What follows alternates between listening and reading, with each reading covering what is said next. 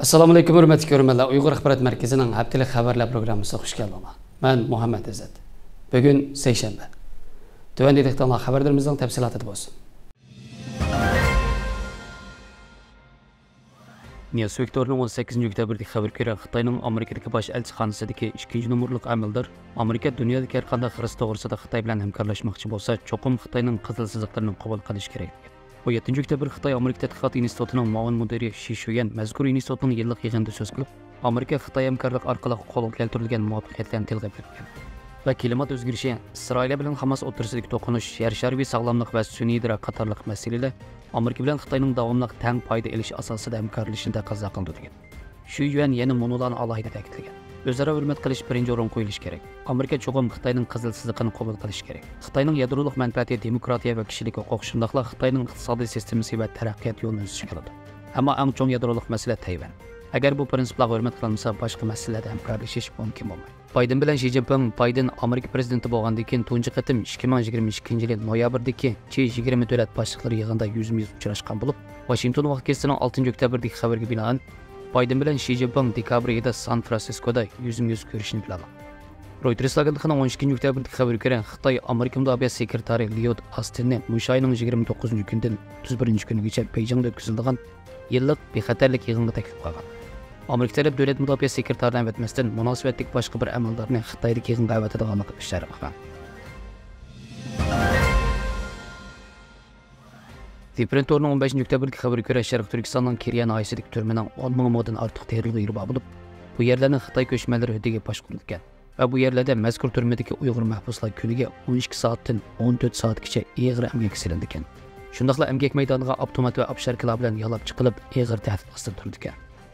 Mazkur turmaning yana H rayon nomidagi sanoat rayoni bor bo'lib, uningda sement zavodi, paypoq to'qish zavodi, palay zavodi, yog'och zavodi qatorliq 10 dan ortiq zavod fabrika bor ekan. Mazkur sanoat rayonidagi bir nafar qo'g'dash xodimining bayon qilishicha, bu zavod va fabrikalarda jazo muddati o'tayotgan 10 mingdan ortiq mahbus ishlaydi. Bu xil ahvolning Kiriya noyasida emas, butkul Sharq Turkiston miqyosida umumyuzlik ekanlik ehtimolligi to'liq yo'q.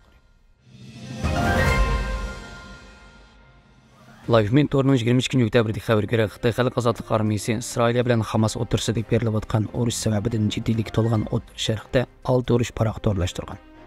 052 tiplik Zibo nomli bu 6 urush paraxodi boshqarilgan bomba seplangan qo'g'lig'ich paraxod, Jingju nomli qo'g'lig'ich paraxod va Jiandaoxi nomli universal ta'minlash paraxodini o'z ichiga olgan bo'lib, Xitoy Xalq ozodlik armiyasi dengiz armiyasining 44-chi qo'g'lig'ich xizmat atritiga tabi bu paraxodlar yaqinda Oman bilan o'tkazilgan birlashma harbiy manevr qatnashgan. Angliyada chiqadigan tiz pochta gazeti xabar qilishicha, Xitoy davlat taratqullarining xabariga qaraganda, bu urush paraxodlari shanba kuni Omanning Maskat qo'ltig'idan yo'lga chiqqan bo'lib, Xitoyning bu paraxodlarning aniq holda zodi qayerga berib to'xtaydiganligi ma'lum emas ekan. Xabarda deyilishicha, Xitoy armiyasi qo'mondonlari O'rta Sharqdagi ba'zi davlatlarning askariy qo'mondonlari bilan uchrashadi ekan va ularning harbiy bazalarini ziyorat qildi.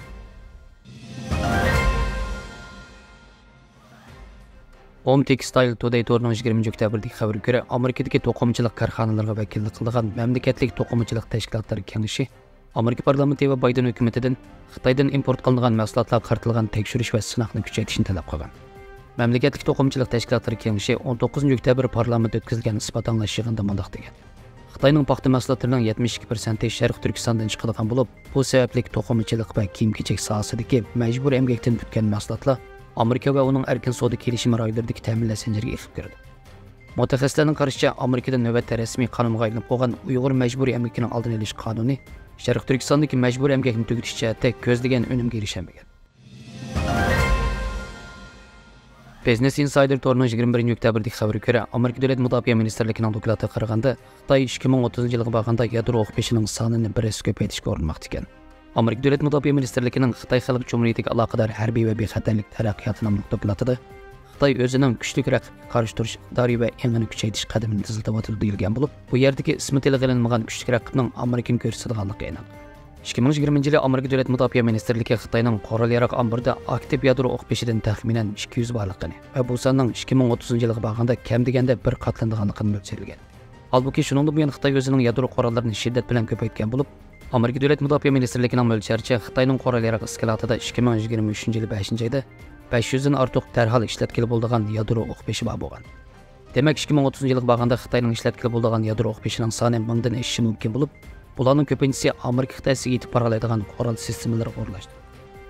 Doklad yana Xitoyning an'anaviy a'lo boshqariladigan bomba sistemasining taraqqiyoti ustida izlanishi mumkinligi qayd qilingan bo'lib, agar bu xil boshqariladigan bombalar loyihalanib ishga kirishtirilsa, uning zarb berish doirasimi Amerika qit'asi Havay va Alyaska shtatini o'z ichiga oldi ekan. Xabarlarimizni ko'rganingizga rahmat. Ko'rishguncha omon bo'linglar. Xayr xo'sh. Allohga emanet.